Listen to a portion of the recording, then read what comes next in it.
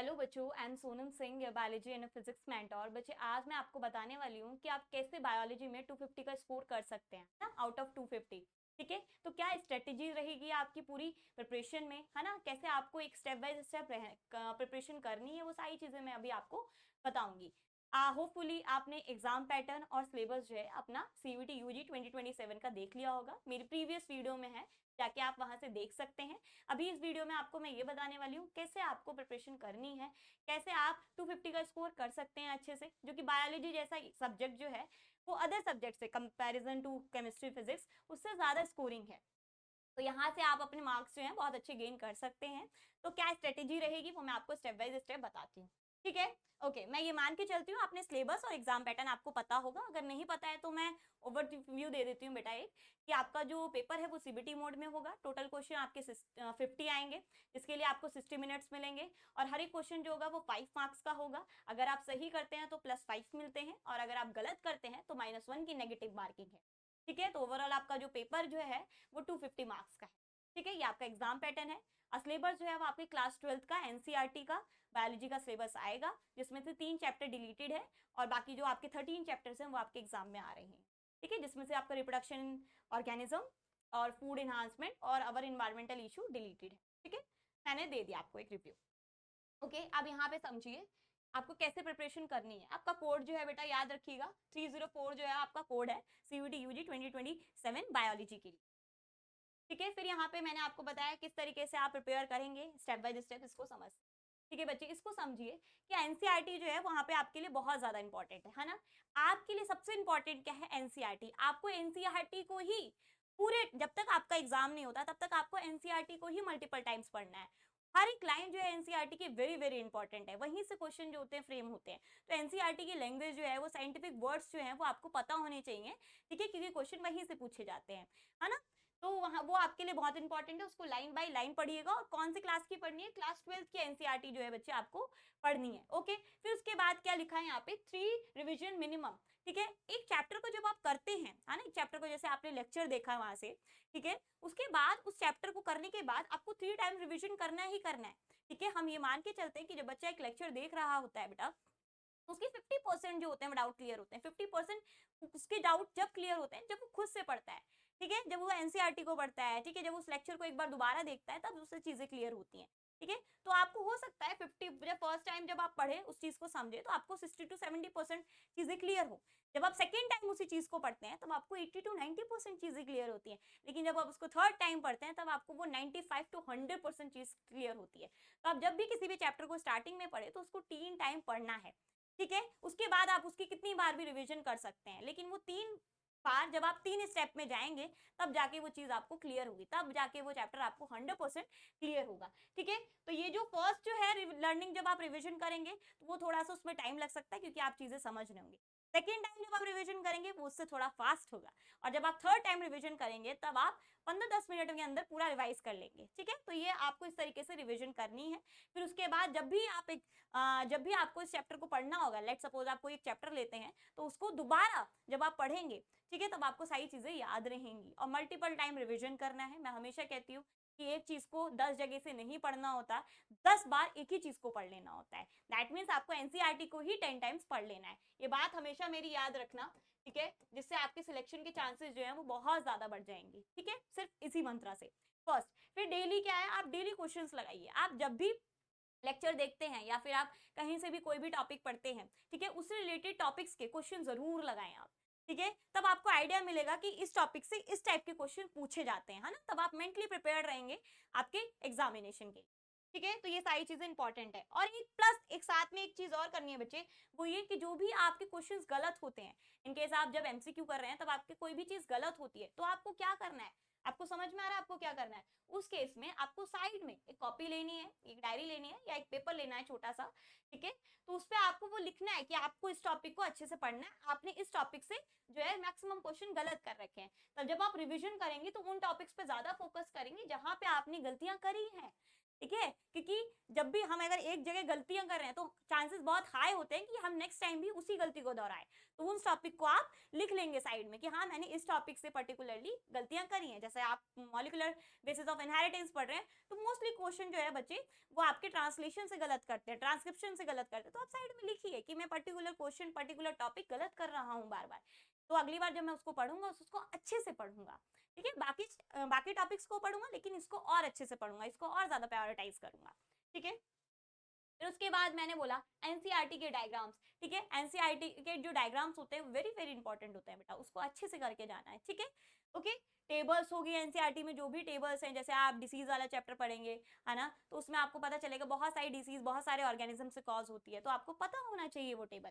ठीक है, तो एनसीईआरटी की जितनी भी टर्मिनोलॉजी है वो आपको पता होनी चाहिए, किसको क्या बोलते हैं। ठीक है, तो ये वेरी वेरी इंपॉर्टेंट है, इसको अच्छे से। ठीक है, फिर यहाँ पे क्या है, पीवाईक्यूज है ना। जब आप ये सारी चीजें कर लेंगे आपको कैसे पता चलेगा कि आपकी प्रिपरेशन अच्छी चल रही है, पीवाईक्यूज के थ्रू पता आपको चले। ठीक है, कि आप किस टाइप के क्वेश्चंस कर पा रहे हैं, अभी किस टाइप के क्वेश्चंस आते हैं वो भी मैं आपको बताऊंगी, डोंट वरी। ठीक है, मॉक टेस्ट को लगाइए। ठीक है, और वहां से आप देखिए आपकी कितनी एक्यूरेसी है। एक्यूरेसी का मतलब समझते हो कि आपको 1 मिनट मिल रहा है, ये मान के चलिए 60 मिनट से 50 क्वेश्चन के लिए, तो मैं मानती हूँ 10 क्वेश्चन आप 10 मिनट तो आप ऐसे ही मतलब सारा पेपर एक बार देखने में लगा देंगे, थोड़ा सा सोचने में लगा देंगे, तो आप ये समझिए, कंसिडर करिए कि आपके पास 1 मिनट है एक क्वेश्चन के लिए, तो आप एक विद इन 1 मिनट कितनी जल्दी आप आंसर दे पाते हैं, 30 सेकंड 40 सेकंड 50 सेकंड के अंदर, उतनी ज्यादा आपकी एक्यूरेसी होगी, जितनी कम सेकंड्स के अंदर आप आंसर दे पाएंगे।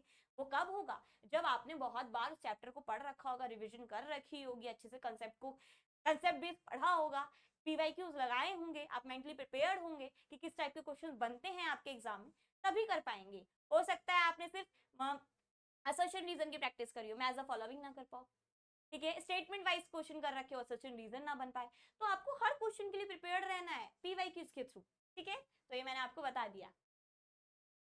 फिर उसके बाद क्या है बेटा कि maintain a mistake notebook and revise it's every 2 to 3 days। इसका मतलब क्या है कि आप अपनी मिस्टेक्स को लिखिए, आपने पर्टिकुलर टॉपिक से या पर्टिकुलर चैप्टर में कहाँ मिस्टेक सबसे ज्यादा कर रखी हूँ, उससे क्या होगा, आपको एक ओवरव्यू मिलेगा कि इस चैप्टर को अभी मुझे और ज्यादा अच्छे से पढ़ना है, अभी मैं यहाँ लैग कर रहा हूँ। ठीक है, ये बहुत ज्यादा इंप्रूवमेंट करेगी आपकी स्टडी में, आप हर एक सब्जेक्ट के लिए इसको फॉलो कर सकते हैं। फिर उसके बाद क्या है, सबसे इंपॉर्टेंट, लास्ट 15 डेज में सिर्फ और सिर्फ एनसीईआरटी पे फोकस करना है, पीवाईक्यूज पे फोकस करना है और मॉक टेस्ट पे करना है, और अपनी जितनी भी मिस्टेक्स आपने ये 7 to 8 मंथ्स में करी अपनी प्रिपरेशन के दौरान, बस उन्हीं सभी मिस्टेक्स को अच्छे से पढ़ना है। ठीक है, क्योंकि वही चांसेस है आप एग्जामिनेशन हॉल में भी गलत करें। ठीक है, तो ये लास्ट स्टेज में आपको करना है, इसके अलावा और कुछ नहीं करना। ठीक है, कोशिश हमेशा करो कि आप जिस भी लेक्चर को फॉलो कर रहे हो, जिस भी टीचर को फॉलो कर रहे हो उसको फॉलो करो, और उस टॉपिक का जो है, जो भी टॉपिक पढ़ा है उसका एनसीईआरटी से पढ़ो, उससे रिलेटेड क्वेश्चन लगाओ, फिर पीवाईक्यूज लगाओ, फिर मॉक टेस्ट दो। ये बेटर वे है किसी भी एग्जामिनेशन की प्रिपरेशन कर। ठीक है, फिर उसके बाद ये समझिए, अब आपने बोला होगा मैम आपने ये तो बता दिया ओवरऑल कि किस तरीके से प्रिपरेशन करनी है, आप ये बता दीजिए कौन कौन से टॉपिक्स जो हैं बहुत इंपॉर्टेंट है। सिलेबस आप बता ही चुके हो, इंपॉर्टेंट टॉपिक्स एक बार बता दीजिए इंपॉर्टेंट, सो दैट हम सबसे पहले जब भी चैप्टर पढ़े तो उस पर फोकस रखें कि ये टॉपिक पूछा गया है ना प्रीवियस ईयर्स में।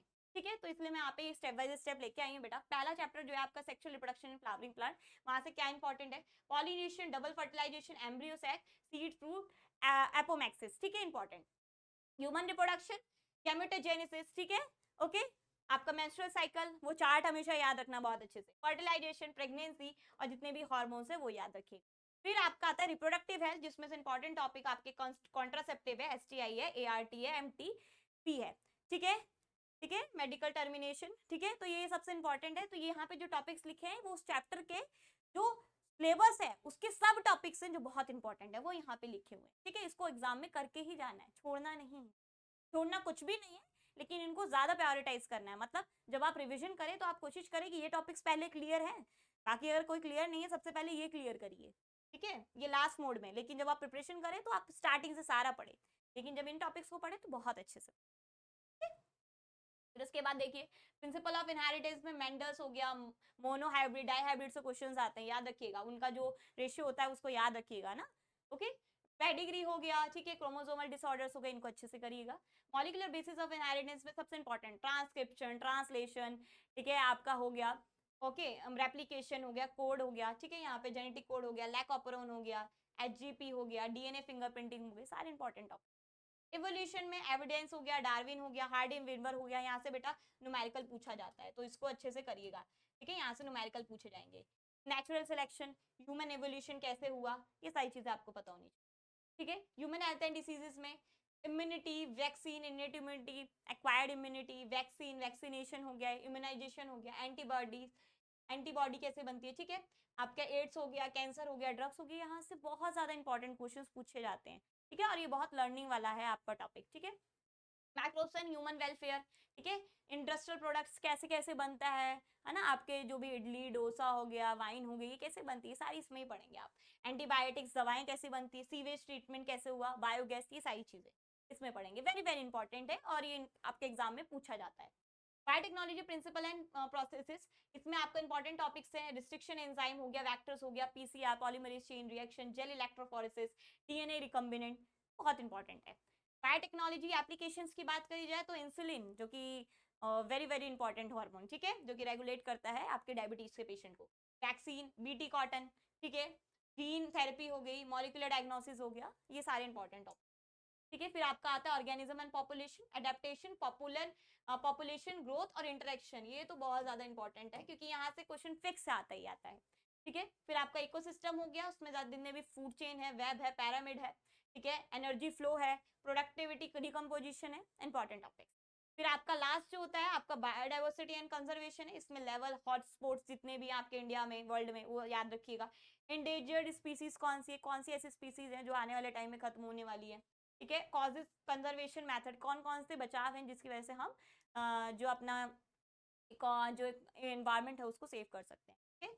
तो ये ओवरऑल क्या है आपके इंपॉर्टेंट टॉपिक्स थे, ठीक है, जो मैंने आपको बता दिया। जब भी आप चैप्टर को पढ़िए तो कृपया इन्हें देख लीजिएगा कि ये टॉपिक्स आपके अच्छे से क्लियर हैं या नहीं क्लियर है।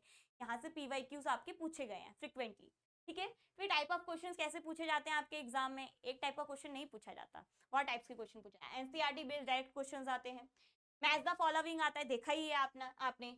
पैसेज आता है, केस बेस्ड स्टडी आती है, कोई भी केस दे दिया जाता है, आपसे पूछा जाता है ये पेशेंट है, इसको ऐसे हुआ है, तो बताइए कौन सी इसको डिसीज हुई होगी, है ना। ओके, समझ में आया। तो इस टाइप के क्वेश्चंस आते हैं, स्टेटमेंट बेस्ड क्वेश्चंस आते हैं, ठीक है। सीक्वेंस अरेंजमेंट आता है, जैसे आपका मोस्टली इसमें जो क्वेश्चंस आते हैं वो आपका आता है, आप एप्लीकेशन ट्रांसक्रिप्शन में स्टेप बाय स्टेप दे देते हैं और पूछते हैं इसको रीअरेंज करिए, है ना। तो आप बताएंगे कि ORI साइट से जो होता है वो DNA का एप्लीकेशन स्टार्ट होता है, इनिशिएट होता है, ये सारी चीजें स्टेप बाय स्टेप आप लिखेंगे। फिर पॉलीमरेज आता है, DNA पॉलीमरेज कौन सा आता है, 3 आता है, तो इस तरीके से आपको आंसर देने होंगे रीअरेंज में।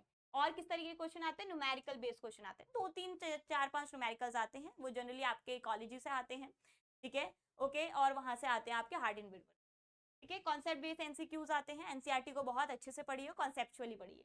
असर्शन रीजन टाइप के क्वेश्चंस आते हैं, जिसमें आपको एक असर्शन होता है, रीजन होता है, और फिर आपको बताना होता है क्या असर्शन जो है, रीजन जो है उसको बता पा रहा है, जस्टिफाई कर पा रहा है, ये नहीं कर पा रहा, इस टाइप के क्वेश्चन।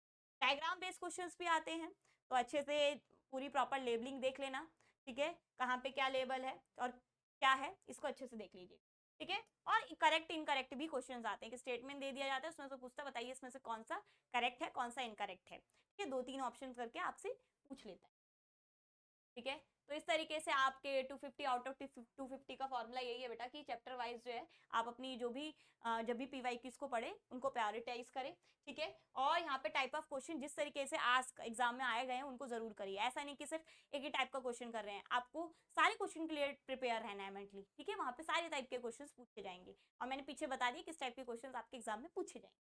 यही 100% एक्यूरेसी वो कैसे आएगी, उसका कोई भी मंत्र नहीं है बेटा, सिर्फ एक ही है, वो है मल्टीपल टाइम रिविजन। एक ही चीज को आपको 10 बार पढ़ना है, ना कि 10 बार एक चीज को पढ़ना है, ठीक है। तो इस तरीके से आप याद रखिएगा कि आपको एक चीज जो है वो 10 जगह से नहीं पढ़नी, बस इसी चीज को 10 बार पढ़ लेना है, ठीक है। अगर इस तरीके की स्ट्रेटेजी रखेंगे, इस तरीके से रिविजन करेंगे तो सारी चीजें आपकी क्लियर हो जाएंगी, ठीक है मैम। अब आपने ये तो बता दिया कि किस तरीके से हम प्रिपरेशन करें, ठीक है। आपने सारी चीज़ें हमें बता दी कि किस तरीके से हम अपनी एग्जाम की प्रिपरेशन कर सकते हैं, 250 आउट ऑफ 250 का स्कोर गेन कर सकते हैं। आपके CUET UG 2027 बायोलॉजी में, ठीक है। अब हम ये किस प्लेटफॉर्म से करें, तो इसके लिए बेस्ट प्लेटफॉर्म जो है बेटा आपके लिए वो है बेसिक शिक्षा, ठीक है। तो आप जाइए प्ले स्टोर से हमारे बेसिक शिक्षा ऐप को डाउनलोड करिए, वहाँ से हमारे वरदान बैच को ज्वाइन करिए, जहाँ पे मैं आपको बायोलॉजी पढ़ाऊंगी, फिजिक्स पढ़ाऊंगी और बाकी मेंटर्स हैं जो भी आपका ओवरऑल जो भी सब्जेक्ट कॉम्बिनेशन है उस सब्जेक्ट को पढ़ाया जाएगा, ठीक है।